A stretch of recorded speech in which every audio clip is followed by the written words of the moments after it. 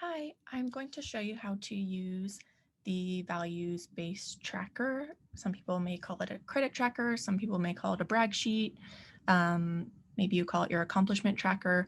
Whatever you call it, it's a great thing to have to store all of your accomplishments in. So it's also great if you're maybe not having a good day. You can pull this out and look at all the things you've accomplished and all the positive feedback you've received and really turn your day around. So that's another reason that it can be great to have it. So what you do is, this is just a template. So you'll make a copy.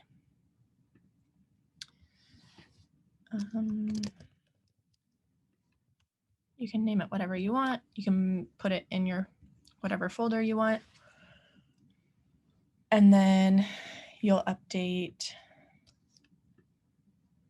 just some pieces of this.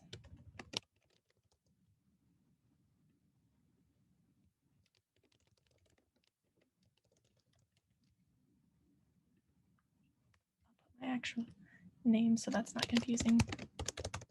And then,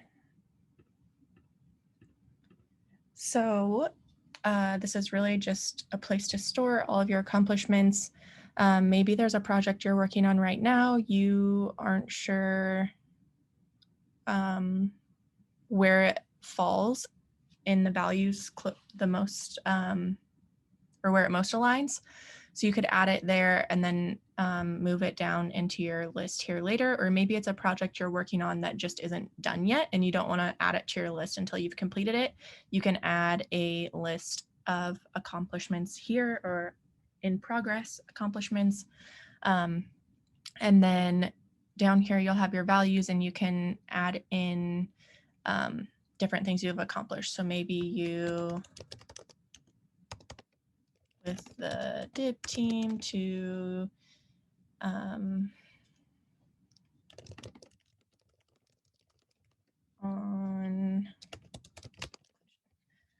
and then you can add, like, maybe you think that aligns most with collaboration, or maybe that aligns with diversity, inclusion, and belonging. You kind of can decide where to put. Some things could probably fall in multiple buckets, but you can choose where it goes. And then it's even better if you have a link to an issue.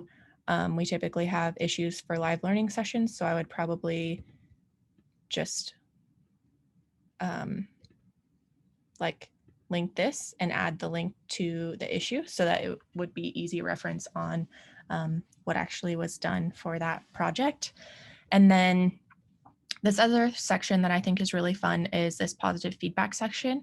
And the way that I would use it, and I've heard other people use it, is say someone sends you a Slack message, like just referencing this, someone sends you a Slack message and says, hey, GC, y'all did a great job on the inclusion training. I really enjoyed it for these reasons, XYZ.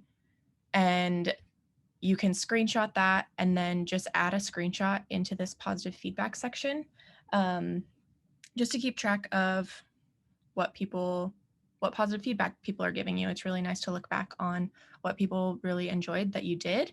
And it can also really help you identify some of your strengths. Like maybe you're really great at presenting and you aren't feeling as confident in that area, but people keep giving you positive feedback about that. It can be really helpful to identify some strengths that you have. So that is what the credit tracker looks like and kind of how you go about filling it out. So if you have any questions, feel free to reach out to our team in the Learning and Development Slack channel.